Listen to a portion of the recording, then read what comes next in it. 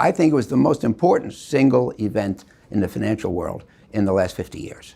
Doesn't get the credit. What I said in the memo is that rates are likely to be between 2 and 4, not between 0 and 2, the Fed funds rate. If it's the change I think it is, then what you should have in your portfolio going forward can be very different from what it has been. Today, you can get equity-type returns from what we call 가치 투자자 하워드 막스가 앞으로 투자 환경이 완전히 뒤바뀌는 대격변이 찾아온다고 합니다. 근데 이 하워드 막스라는 사람이 도대체 누구냐? 워런 버핏도 인정한 펀드 매니저로 현재 오크트리 캐피털이라는 펀드를 운영하고 있는데 자산 규모가 무려 230조 원입니다. 이런 대단한 투자자가 최근 인터뷰와 메모에서 주식 투자자들에게 큰 경고를 날립니다. 하워드 막스 말로는 우리가 알던 투자 환경이 앞으로 완전히 뒤바뀔 것이다. 앞으로 똑같은 방법으로 투자한다면 큰일 날 수도 있다. 이런 식으로 무서운 경고를 했는데요. 우리가 지난 몇십 년간 저금리 투자 환경에서 투자를 해왔고 최근 인플레를 잡는다고 연준이 금리를 계속 올려왔는데 이걸 따라서 투자 전략을 바꿔야 하나? 이런 생각을 하시는 분도 있을 거예요. 근데 하워드 막스 말로는 이게 그렇게 단순하지 않다고 합니다. 우리가 지난 몇십 년간 이어져온 트렌드를 파악하고 앞으로의 투자 환경에 일어날 대격변에 대응해서 근본적인 투자 전략, 포트폴리오를 재구성해야 할 수도 있다고 하네요. 주식, 부동산을 팔고 하이일드 채권을 사야 한다. 이렇게까지 얘기를 했습니다. 최근에 하워드 막스가 블룸버그에서 한 인터뷰에서 이 내용들을 확인해 볼 수 있는데요. 막스는 이 인터뷰에서 자신이 얼마 전에 쓴 메모를 언급하면서 본인의 생각을 내비쳤습니다. 오크트리 캐피털 웹사이트에 한 달에 한 번 정도 장기적으로 올라오는 하워드 막스의 메모가 있는데요. 주로 막스의 투자에 관한 견해와 전망을 보여줍니다. 저 또한 1년 전에 막스가 썼던 C 체인지 메모에 대한 영상을 만든 적이 있는데요. 저는 이때 이 C 체인지를 주식시장에 일어날 대격변이라고 표현했습니다. 그리고 이번에 막스가 쓴 메모가 이 이전 메모 C 체인지에 대한 추가적 고찰인데요. 제가 막스의 인터뷰 영상과 이 메모를 한 번에 다 정리해서 알려드리겠습니다. 그럼 앞으로의 투자 환경에 대한 막스의 전망은 무엇인지, 우리는 앞으로 어떻게 투자를 해야 하는지 한번 알아보도록 할게요. 자, 일단 막스가 1년 전에 쓴 대격변 메모에 대해서 간단히 짚고 넘어갈게요. 제가 영상에서도 다뤘었는데 하워드 막스 말로는 주식시장 역사상 지금껏 크게 두 번의 대격변이 있었는데 그 중에서도 2차 대격변이 무엇이었냐? 바로 1980년 이후로 이어진 저금리 시대였습니다. 미국은 1980년쯤에 사상 초유의 인플레이션을 겪었는데요. 최근에 찍었던 8%, 9% 인플레이션이 심했다고 생각하셨나요? 1980년에는 인플레이션이 20%가 넘었습니다. 이 역대급 인플레이션을 잡기 위해서 연준은 금리를 한때 20%대까지 올렸었죠. 이때부터가 대격변의 시작이었습니다. 하워드 막스 말로는 이 이후부터 투자 환경이 완전히 뒤바뀌었다고 합니다. Remember in 1980 the Fed funds rate was 20 and I had a loan outstanding from a bank at 22 and a quarter. 40 years later the Fed funds rate was 0 and I had a loan outstanding from a bank at 2 and a quarter. So the decline of interest rates by 20 percentage points over that period was a dominant factor in the financial world. I think it was the most important single event in the financial world in the last 50 years. Doesn't get the credit. In the period 09 through 13, the Fed took the Fed funds rate to 0 to fight the global financial crisis, left it there a long time, and didn't have any luck getting it back up into what you might think are normal ranges. So we had a low interest rate environment which made life very easy for borrowers, asset owners. It was easy to run a business. The economy did well. We had the longest bull market in history, the longest economic recovery in history. We had very low incidence of default and bankruptcy.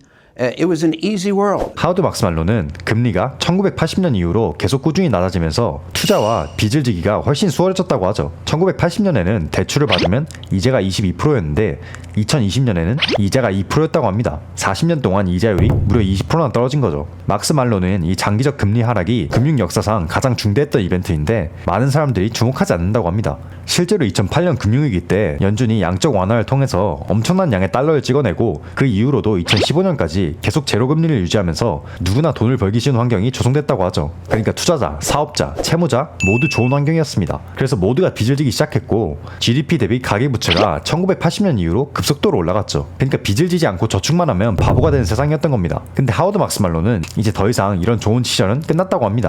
What I said in the memo is that rates are likely to be between 2 and 4, not between 0 and 2, the Fed funds rate. And between 0 and 2 is an emergency measure.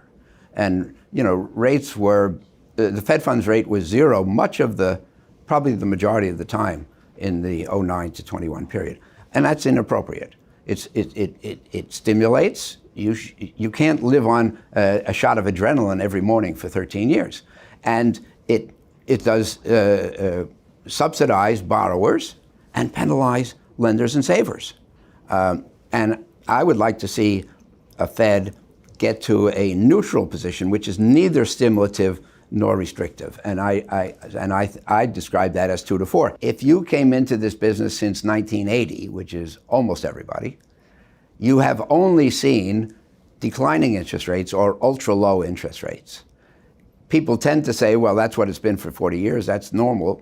That's what it's going to be. But no, you have to recognize, that's why I call this sea change, because you have to recognize this is an important pivot. 하워드 박사가 생각하기에 금리가 다시 2009년 이후처럼 0에서 2%대로 낮아질 것 같진 않다고 합니다. 아마 2에서 4%대가 좀 더 현실적일 것 같다고 하네요. 0에서 2%의 금리는 아마 긴급 상황에서만 사용될 것 같다고 합니다. 마치 2008년 금융위기처럼요. 막스는 이 당시의 제로금리가 긴급 조치로 처방된 아드레날린이었지 이거 20년 동안 계속 막고 있을 수는 없다고 합니다. 근데 막스가 보기에 많은 사람들이 현재 이 뒤바뀌는 투자 환경을 좀 안일하게 생각하고 있다. 예전처럼 저금리가 돌아와서 다시 투자하기 수월해질 거라고 믿고 있다고 합니다. 왜냐? 막스 말로는 현재 현역인 대부분의 투자자들은 1980년 이후에 투자를 시작했다고 합니다. 그러니까 최소 20살에 투자를 시작했다고 쳐도 현재 투자 업계 중에서 1980년 이전에 투자를 시작한 사람은 아무리 젊어도 1960년생이란 말이죠. 그럼 지금 그분들은 60대이고 대부분 퇴직을 바라본 나이입니다. 그러니까 다시 말해 대부분의 현역들은 1980년 이후로 금리가 장기적으로 낮아진 것만 봤다. 근데 이게 앞으로 더 이상 아닐 수도 있다는 거죠.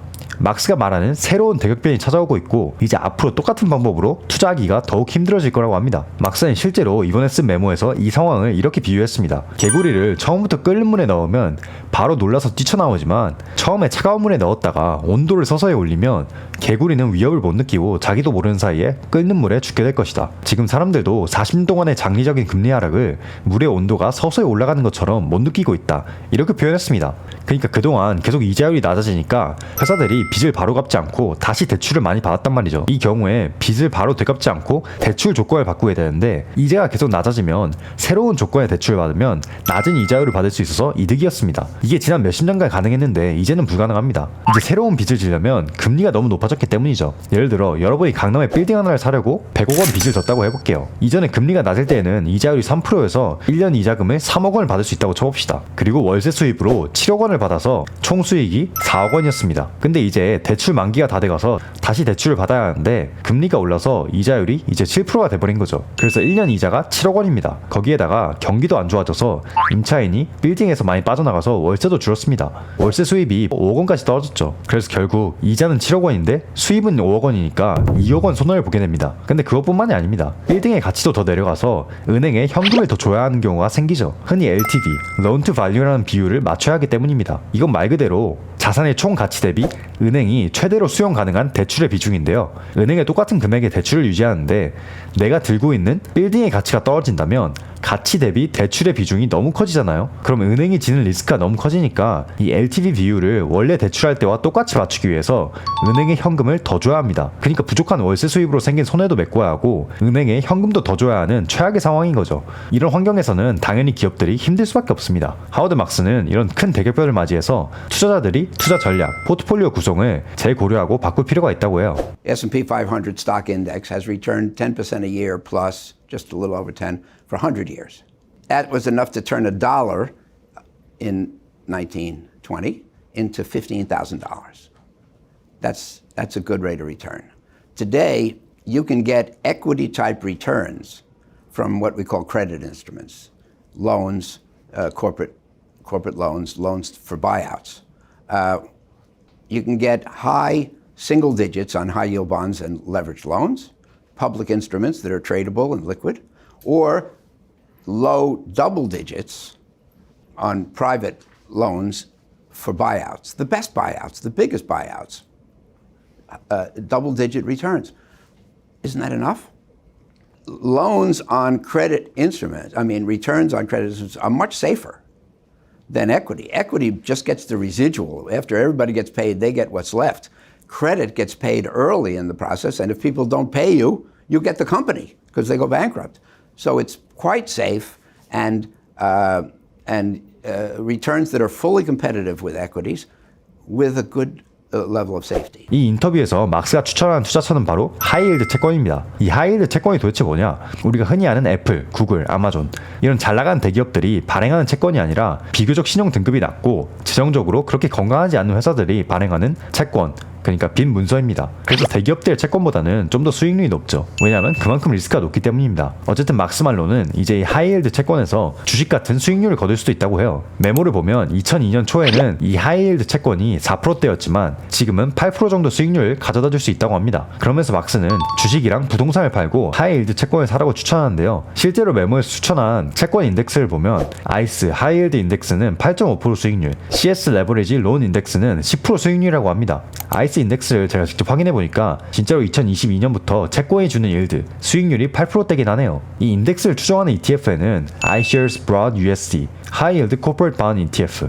티커로는 USHY가 있습니다. CS 레버리지 론을 추정하는 ETF는 없는 것 같네요. 물론 이건 종목 추천이 아니니까 여러분이 투자하실 때는 스스로 잘 고려해보시고 현명한 투자하시기 바랍니다. 어쨌든 막스 말로는 채권이란 것은 주식과 다르게 빚이라는 계약이어서 보장된 수익률이다. 주식보다 훨씬 안정적이라고 해요. 왜냐하면 회사가 파산을 하면 채권자가 주주보다 우선입니다. 만약 회사가 채권자에게 빚을 안 갚는다, 그럼 채권자는 회사를 압류할 수 있는 권리가 있죠. 주주보다 우선순위에 있습니다. 그래서 메모에서 막스는 이 하이힐드 채권이 포트폴리오의 대부분을 차지해도 좋을 것 같다, 이렇게 강하게 얘기하는데요. 물론 이 채권에도 리스크가 있습니다. 막스 말로는 일단 신용 등급이 낮은 회사들의 채권이다 보니까 기업이 파산할 위험이 어느 정도 있고요. 그리고 채권이란 투자의 특성상 업사이드가 제한적입니다. 그러니까 무슨 말이냐, 주식처럼 1, 2년 사이에 몇 배씩 오르는 이런 경우는 많이 없다는 거죠. 그리고 만약 인플레이션이 안 잡히고 앞으로도 계속 높다면 이 채권의 수익률이 인플레이션에 비해서 그리 높지 않으니까 실질적 수익률이 낮을 수 있다. 그리고 마지막 리스크는 막스가 생각하는 대격변이 일어나지 않고 우리가 다시 저금리 시대로 돌아갈 수 있다. 이것도 충분히 가능한 시나리오죠. 어쨌든 막스가 채권 투자에 대한 강한 의견을 인터뷰와 메모를 통해서 표현했는데요. 이것만 보고 여러분들이 지금 당장 채권을 사러 가라는 게 아니라 한 가지 주의해야 할 게 있습니다. 하워드 막스는 오크트리 그리고 그 전에 TCW라는 회사에서 모두 이런 채권 투자를 성공적으로 해서 지금까지의 커리어를 쌓은 사람이에요. 그렇다 보니 아무래도 채권 투자에 대한 편향이 있을 수는 있다. 왜냐하면 원래 이런 투자를 좋아하는 양반이니까. 그래서 그 점 유의하면서 투자를 고려하는 게 좋을 것 같습니다. 자, 그래서 오늘은 이 전설적인 투자자 하워드 막스의 견해를 정리해봤는데요. 막스의 마지막 투자 조언은 이거였습니다. 어제의 해결책이 내일에도 먹힐 보장이 없다. 계속 투자 전략을 점검하고 발전해야 한다, 이렇게 말했는데요. 그래서 이 영상을 보고 하이힐드 채권 투자를 바로 해라, 이렇게 받아들이지 마시고 막스가 왜 이런 주장을 했는지 이걸 생각해보는 게 좀 더 도움이 될 수 있습니다. 이걸 보고 내가 그동안 겪어온 투자 환경을 되돌아볼 수 있는 기회인 거죠. 우리 다 많이 봤잖아요. 코로나 이후에 개나 소나 주식으로 대박나는 걸. 주식의 주자도 모르는 동네 아주머니가 주식으로 돈을 버는 걸 보고 이게 맞나 싶으셨죠? 이 투자 환경이 어떻게 보면 비상식적이었을 수 있다는 거죠. 그동안 우리에게 주어진 투자 환경이 비정상적으로 우호적이었던 건 아닐까. 앞으로 저금리 시대는 다시 오지 않고 진짜 투자를 제대로 하는 사람만이 돈이 버는 시대가 오는 게 아닐까. 이런 부분들을 한번 생각해 볼 필요가 있을 것 같습니다. 이런 생각을 갖고 투자에 임하면 앞으로 여러분들의 투자 마인드가 더 확장될 것 같습니다. 여기서 잠깐, 혹시 투자하시면서 투자금이 작아서 아쉬운 분이 있다면 주목해주세요. 이베스트 투자증권에서 계좌 개설하고 주식 매매를 하면 최대 현금 4만원을 즉시 지급해주는 이벤트를 진행하고 있습니다. 자세한 내용은 고정 댓글과 더보기란을 참고해주세요. 10월 한 달 동안만 비대면으로 계좌 개설을 하고 이벤트 기간 내에 국내 주식 단 1원 이상만 주식 매매를 해도 현금 2만원이 지급되고요. 100만원 이상 매매를 했을 경우에는 현금 2만원이 또 추가로 지급됩니다. 여러분, 50만원어치 주식을 샀다가 바로 50만원에 팔면 100만원 매매 금액이 채워지겠죠? 이건 우리끼리만 아는 비밀로 아시죠? 그 외에도 주식 입고시 현금 지급, 환전 우대 및 매매 수수료 평생 우대 가능 같이 다른 이벤트에 중복 참여도 가능하다고 하니까 관심 있으신 분들은 링크를 통해서 이벤트 신청하시면 문자로 참여 링크가 발송된다고 합니다. 큰 노력을 안 들이고 쉽게 여러분들의 시드머니를 4만원을 늘려줄 수 있는 좋은 기회니까 10월이 가기 전에 꼭 한번 활용해보시면 좋을 것 같습니다. 오늘도 긴 영상 시청해주셔서 감사합니다. 다음에도 유익하고 재밌는 영상으로 돌아올게요. 감사합니다.